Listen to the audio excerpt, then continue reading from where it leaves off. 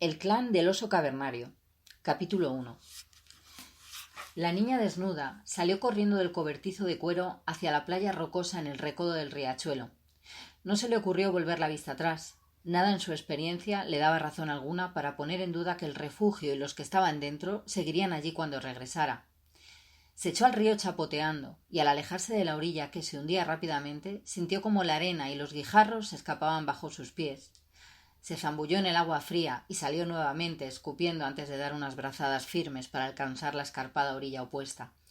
Había aprendido a nadar antes que a andar, y a los 5 años de edad se encontraba a gusto en el agua. En muchas ocasiones, la única manera en que se podía cruzar un río era nadando. La niña jugó un buen rato, nadando de un lado para otro, y después dejó que la corriente la arrastrara río abajo.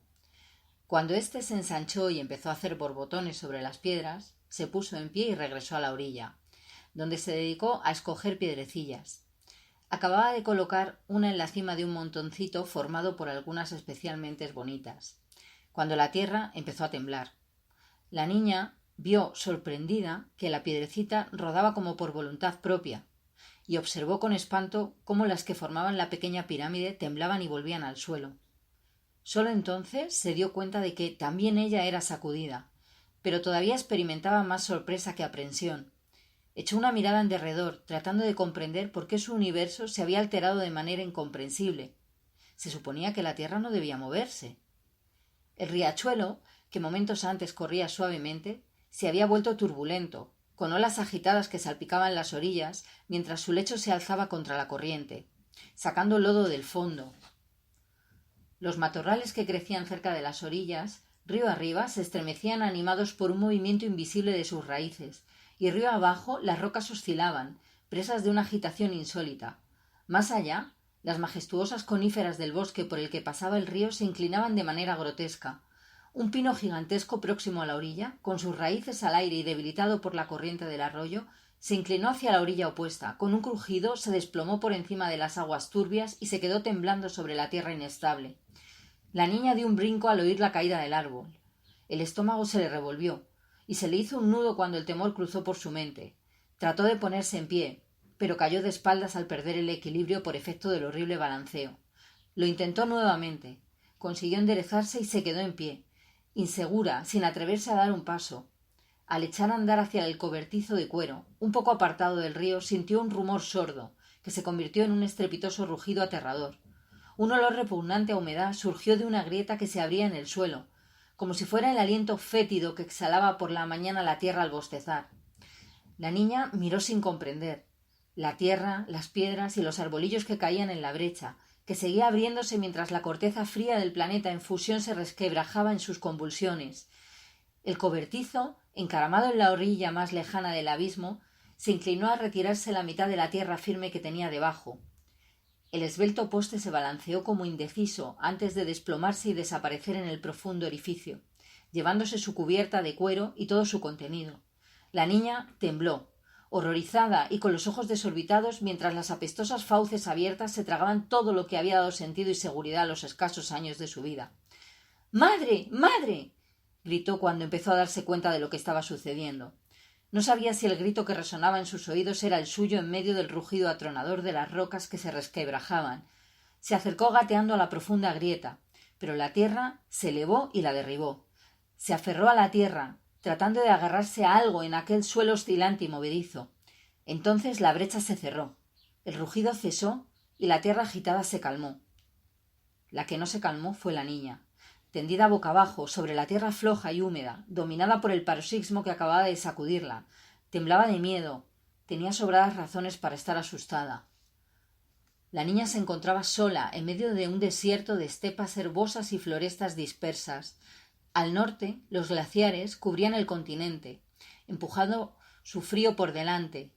Un número incalculable de animales herbívoros y los carnívoros que de ellos se sustentaban recorrían las vastas praderas. Pero había poca gente, no tenía dónde ir ni nadie que pudiera ocuparse de ella. Estaba sola. El suelo volvió a estremecerse, asentándose, y la niña oyó una especie de sordo rugido en las profundidades, como si la tierra estuviera haciendo la digestión de una comida engullida sin masticar. Dio un salto, presa del pánico, aterrada ante la idea que pudiese abrirse de nuevo. Miró hacia el lugar en donde había estado el cobertizo. Lo único que allí quedaba era tierra descarnada y arbustos desarraigados. Deshecha en llanto, la niña corrió otra vez hacia el riachuelo y se dejó caer hecha un ovillo sollozante junto a la fangosa corriente. Pero las húmedas orillas del riachuelo no brindaban refugio alguno contra el convulso del planeta. Otra sacudida, esta vez más intensa, agitó el suelo. La niña se quedó mirando con asombro la salpicadura de agua fría sobre su cuerpecito desnudo. Nuevamente se apoderó de ella el pánico, haciéndola incorporarse. Tenía que apartarse de ese aterrador lugar de tierra sacudida, devoradora. ¿Pero a dónde podría dirigirse? No había lugar en donde pudiera brotar semillas sobre la playa rocosa, y tampoco habría otro tipo de vegetación. Pero las riberas río arriba estaban cubiertas de maleza que comenzaba a retoñar, hojas nuevas. Un instinto profundo le decía que debería permanecer cerca del agua, pero las enmarañadas zarzas parecían impenetrables. A través de sus ojos empañados por el llanto que le enturbiaba la visión, miró hacia el otro lado, hacia la selva de altas coníferas. Delgados haces de rayos de sol se filtraban por entre las ramas, tupidas de densos árboles perennes que se apretujaban cerca del río. La selva umbrosa carecía casi por completo de maleza, pero muchos de aquellos árboles no se erguían ya. Unos cuantos habían caído sobre la tierra, otros más se inclinaban en ángulos estrambóticos, sostenidos por vecinos que todavía estaban firmemente anclados. Más allá del rebortijo de árboles, la selva boreal era oscura y no resultaba más atractiva que la maleza río arriba. No sabía hacia dónde ir. Miró primero a un lado y después al otro, indecisa. Un temblor bajo sus pies, mientras miraba río abajo, la puso en movimiento. Dirigiendo una última mirada anhelante hacia el paisaje vacío, con la esperanza infantil de que el cobertizo siguiera allí, echó a correr hacia los bosques. Estimulada por algún que otro gruñido sordo mientras la tierra se asentaba, la niña siguió el curso de la corriente. En su prisa por alejarse, se detenía solo para beber. Las coníferas que habían sucumbido a las sacudidas telúricas yacían postradas sobre el suelo. La niña evitaba los cráteres abiertos por el cepellón circular de raíces cortas que aún tenían tierra y grava pegada a sus partes ocultas. Ahora al descubierto.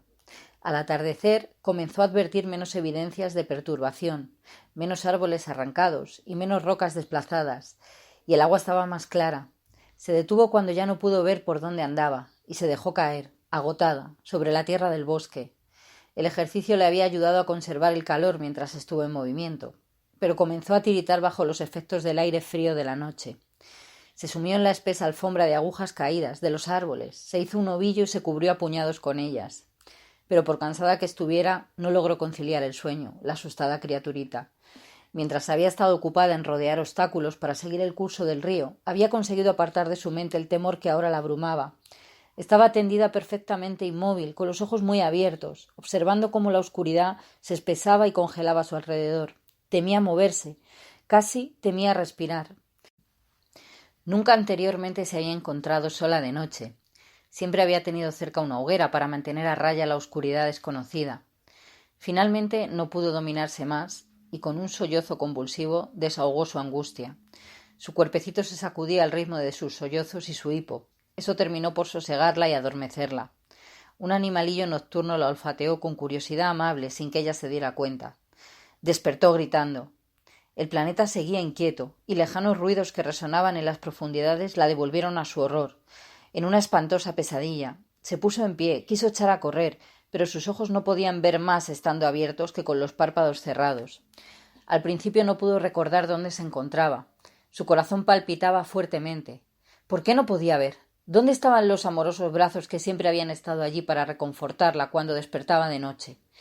Poco a poco el recuerdo consciente de su terrible situación se fue abriendo paso en su mente, y tiritando de frío y de miedo volvió a hacerse un ovillo y a sumirse en el suelo cubierto de agujas.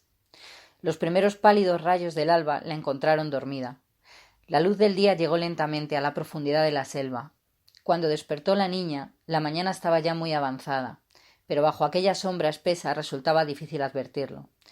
Se había alejado del río la noche anterior, cuando la luz empezó a menguar, y un amago de pánico amenazó apoderarse de ella cuando miró en derredor y solo vio árboles.